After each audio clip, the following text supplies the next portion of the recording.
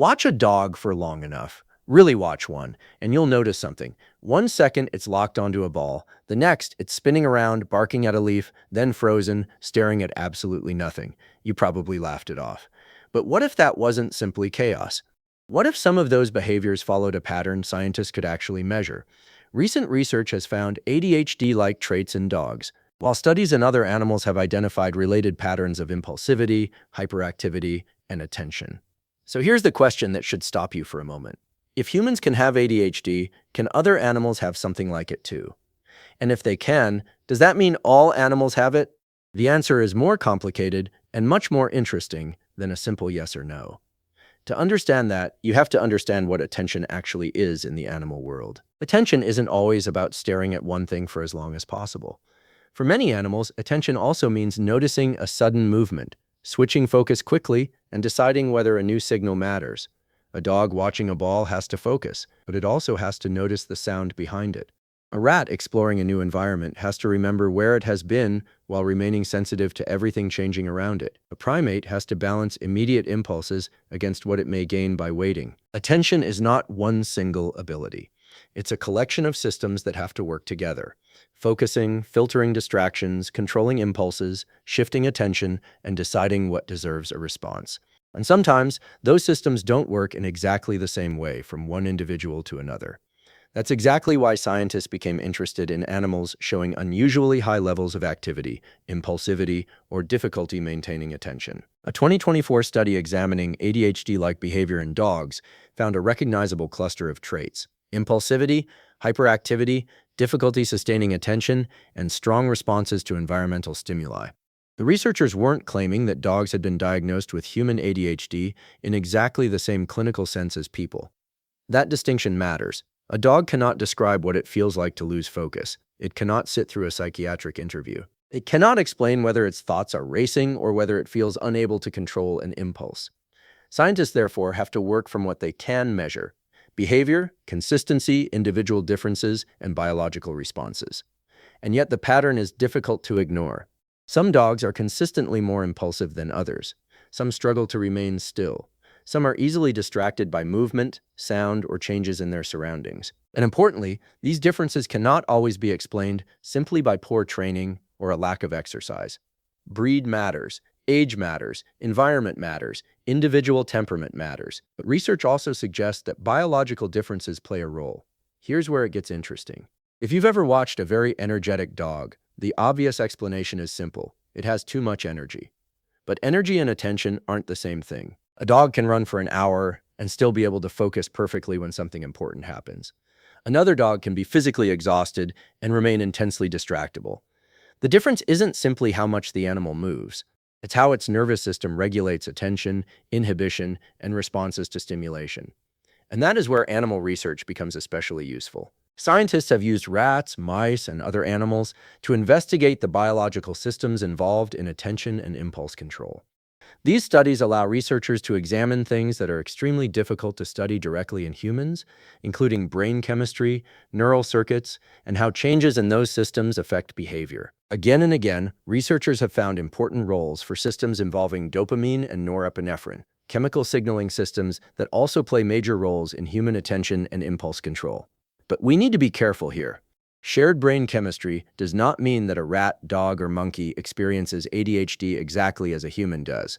It means that some of the biological machinery involved in regulating attention and behavior is similar enough across species to be studied. And that distinction is crucial because ADHD-like does not automatically mean ADHD.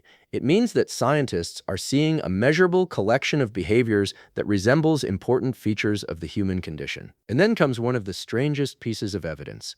Some animal models displaying ADHD-like behavior respond to medications that also affect attention and impulsivity in humans. Stimulant medications can alter activity, attention, and impulse control in certain experimental animals. Researchers use these responses as one piece of evidence that the biological systems being studied are relevant to attention regulation.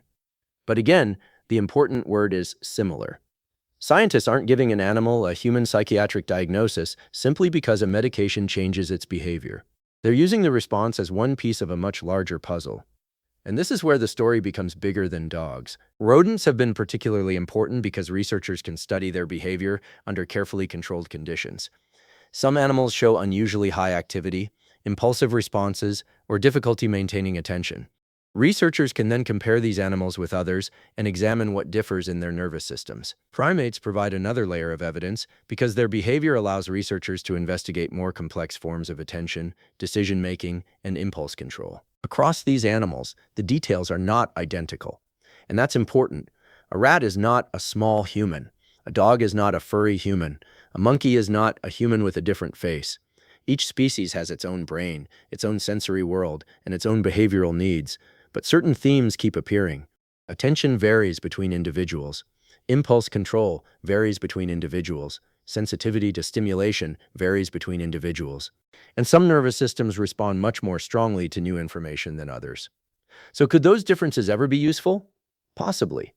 Imagine an animal moving through an unpredictable environment. It may need to notice a sudden movement before it can identify exactly what caused it.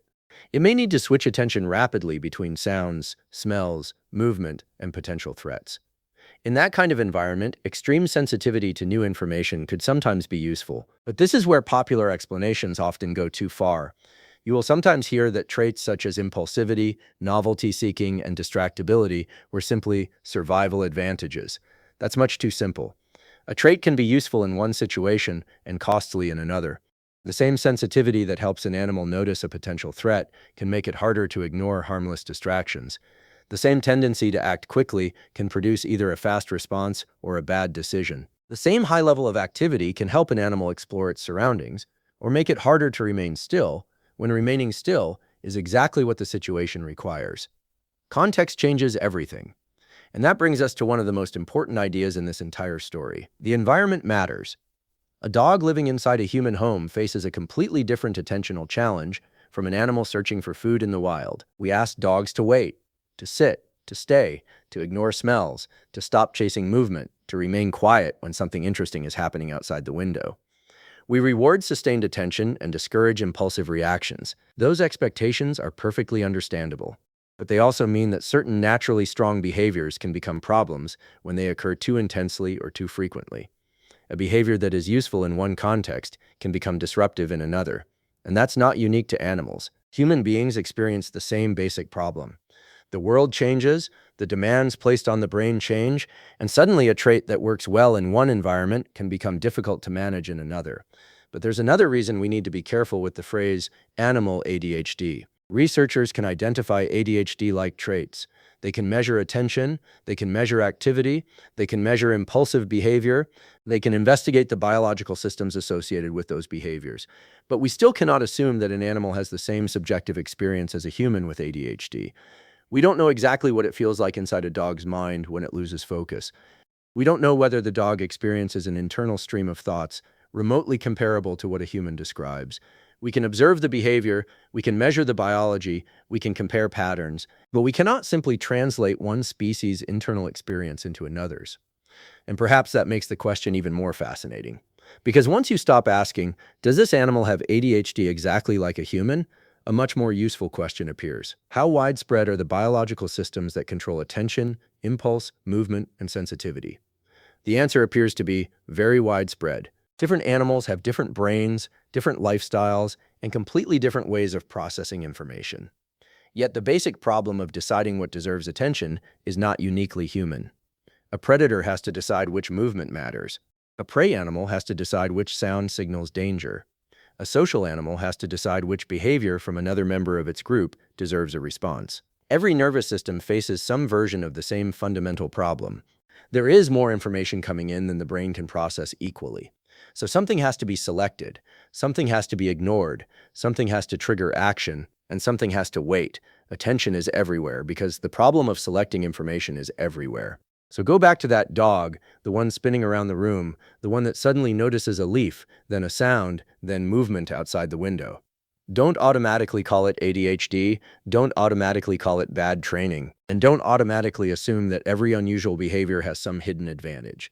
Instead, recognize what scientists are beginning to show. Animals can display measurable differences in attention, activity, and impulse control. Some of those patterns resemble important features of human ADHD. Dogs provide one of the clearest examples. Rodents allow researchers to investigate the underlying biology in much greater detail. Primates allow scientists to examine more complex forms of attention and impulse control, and future research may tell us whether similar patterns exist in even more species. But that brings us back to the title question. Do all animals have ADHD? No. The evidence does not support that claim. There is no scientific basis for saying that every animal, from a dog to an elephant, from a bird to a fish, from an insect to a whale, has ADHD. What the evidence suggests is something much more interesting. ADHD-like patterns of behavior can occur in multiple animal species, while the biological systems involved in attention and impulse control are not uniquely human. That doesn't mean every animal has ADHD. It means the underlying problem of regulating attention is much older and much more widespread than the human diagnosis itself. Maybe the real discovery isn't that animals have the same disorder we do. Maybe it's that the challenge of controlling attention, resisting impulses, filtering information, and responding to a constantly changing world is built deeply into nervous systems across the animal world. And perhaps that changes how we look at behavior. The next time a dog loses its mind over a butterfly, or a rat suddenly changes direction, or a primate struggles to resist an immediate reward, don't immediately see a broken animal. You're watching a nervous system making decisions, sometimes effectively, sometimes imperfectly, in response to the world around it. Some animals are calmer, some are more reactive, some are more impulsive, some are better at sustained attention. And some are constantly scanning for the next thing that might matter. That variation doesn't automatically mean disorder. Sometimes it simply means that different brains interact with the world in different ways. And maybe that's the most important thing this research can teach us.